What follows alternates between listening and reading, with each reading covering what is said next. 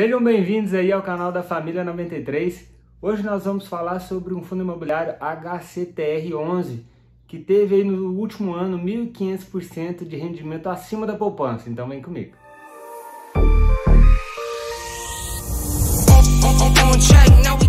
E aí pessoal, sejam bem-vindos. Meu nome é Osmar, aqui é o canal da Família 93. Eu sou especialista em investimento certificado.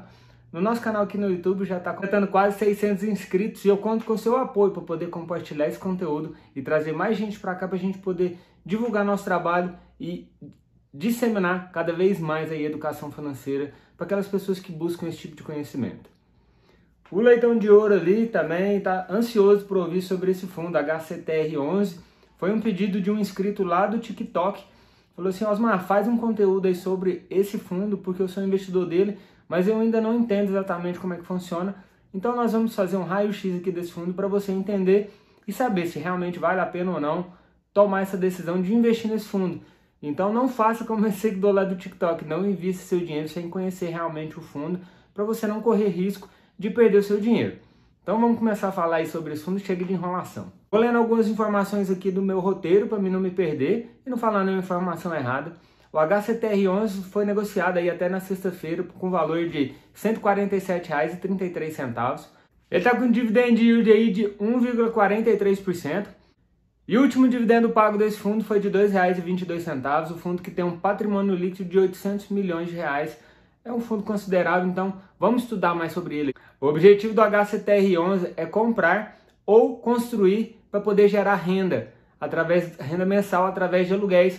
E esse fundo também investe em títulos de valores imobiliários, então ele é um fundo imobiliário híbrido, porque ele investe em papéis, que é o certificado de recebíveis imobiliários, fundos imobiliários também, e pode estar investindo também em imóveis físicos, como ele falou, comprar ou construir para alugar e gerar renda mensal. E a gente vai ver mais para frente como que está a distribuição desses 800 milhões de patrimônio líquido desse fundo nessas classes.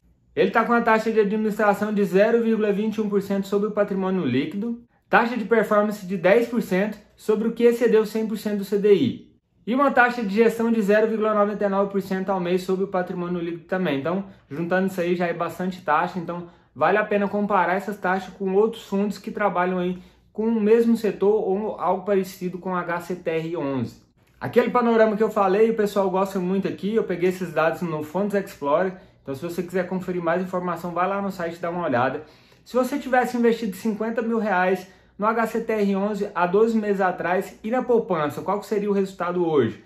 No HCTR11 você teria em dividendos, você teria R$ 8.027,45 em dividendos, que seria isento de imposto de renda. Mais a valorização da cota, você teria R$ 57.750 e alguns centavos. Somando os dividendos e a cota, você teria R$ 67.778. Isso comparado com a poupança no mesmo período que teria rendido, não é brincadeira, parece piada, mas não é, R$50 mil, 983, então ela teria valorizado R$983, enquanto você tivesse investido nesse tipo de investimento no fundo imobiliário, você teria R$65 mil, uma valorização de 1.500% acima da poupança. E por que é importante a gente fazer esse tipo de comparativo? Mesmo as pessoas falam, mas fundo imobiliário não tem nada a ver com a poupança. É para mostrar que a maioria da população que tem o seu dinheiro ali na poupança, às vezes abre mão de um retorno maior. E não quer dizer que você tem que pegar todo o seu dinheiro da poupança e colocar em um único fundo imobiliário. Mas se você distribuir uma classe de ativos aí, fundos imobiliários, ações, diversificar seus investimentos, você pode ter um retorno acima da média, correndo pouco risco. Agora falando mais especificamente ali dos ativos desse fundo, ele está com a alocação distribuída entre 90,8% em CRI, que é o Certificado de Recebíveis Imobiliários, que são os papéis, 3,3% em outros fundos imobiliários e 5,9% em caixa. E qual que é o indexador desses contratos? É o que está remunerado, qual o índice que está atrelado para a remuneração desses CRIs, por exemplo.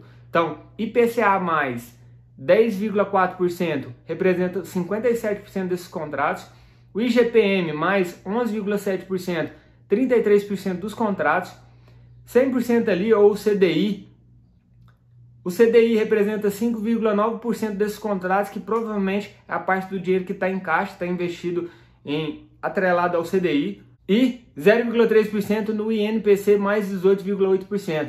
É claro que aí no ano de 2020 o IGPM teve uma alta de 25%, o que provavelmente não vai acontecer nos próximos anos, o que fez com que boa parte dos fundos de papel tenha uma valorização acima do normal, o que provavelmente não vai acontecer nos próximos anos, mas vale a pena ficar atento quando o contrato está aí com o IGPM, provavelmente ele deve ter sido negociado a um valor que seja plausível de ser pago. Falando exatamente agora sobre os CRIs, a gente vai falar da subordinação, como que eles são distribuídos. Ele está com 60,8% de classificação sênior, 25% de classificação subordinada, 7,9% de classificação única e 6% em classificação de mezanino. E aí você quer entender exatamente o que é isso? As classes que são sênior, ela tem uma garantia maior, ela tem um lastreamento que garante o pagamento e também tem uma remuneração menor. A subordinada em relação a sênior e a mezanino, ela é mais arriscada, então ela é pior do que essas outras duas, porque ela tem menos garantia e no caso de pagamento, ela é a que vai ficar no final da fila. Mas também é a que tem a maior remuneração, porque ela corre o maior risco, então você recebe mais por isso.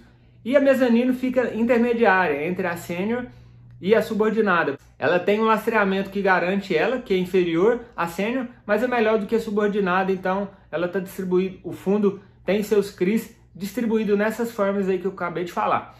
E outra coisa muito importante da gente estar avaliando nesses CRIs, certificados de recebíveis imobiliários, é o rating, que é uma nota de risco que você tem. Será que aquele papel ali vai ter uma garantia de ser pago? Qual que é a nota que eu tenho? Isso é uma forma importante de você avaliar a qualidade desses CRIs, porque um fundo de papel, a qualidade desse fundo é determinada pela qualidade dos papéis que ele carrega. E a gente olhando aí no relatório de dezembro do HCTR11, a gente vê as seguintes informações. As notas de rating desse fundo ali, nos CRIs que ele carrega, vai de B- até BBB. Então está bem distribuído no meio da nota ali, no meio da tabela de classificação de risco. Tem um ou outro fundo lá, outro CRI, que tem uma nota A-, uma nota inferior ali, mas a maioria está concentrada no meio da tabela. Eu vou colocar aqui para vocês verem essa tabela, qual que é o risco, qual que tem maior risco, menor risco, para vocês entenderem. Outra informação relevante da gente estar olhando é a taxa de inadimplência, que é aqueles CRIs, aqueles certificados que não estão conseguindo honrar com seus compromissos. Então, peraí, vamos olhar como que está a taxa de inadimplência desse fundo. Olhando pelo relatório, tem CRIs que estão com 0,5% ou 0,5% de taxa de inadimplência, até CRIs ou certificados com taxa de 13% de inadimplência. Como o fundo não prioriza esse tipo de informação no seu relatório, a gente teria que pegar relatórios anteriores para ver se está tendo um aumento da taxa de inadimplência, mas já tem taxa bastante alta, porque 13% já é relevante. E esse principal certificado recebido por elevar essa taxa de inadimplência é o Top Park Bahia, com vencimento em setembro de 2030. Então tem um longo prazo ainda para esse certificado estar pagando e ele já está com essa taxa de inadimplência. Então tem que ter cuidado, mas ele representa apenas 2% do patrimônio investido nesse fundo, que não é um risco tão alto. Então é importante a gente ver se ele está com uma alta taxa de inadimplência e quanto do fundo está aplicado nesse certificado. Como nesse caso aqui apenas 2%, não é algo tão arriscado que não faz com que o fundo seja ruim. Agora eu pergunto para você qual que é a sua opinião sobre esse fundo, partindo dessas informações que eu apresentei aqui para vocês. Deixa aqui nos comentários para a gente poder entender qual que é a visão do pessoal que está acompanhando o conteúdo aqui, se ele achou que realmente vale a pena ou não, se é uma boa investir nesse tipo de fundo ou não para você tomar a decisão.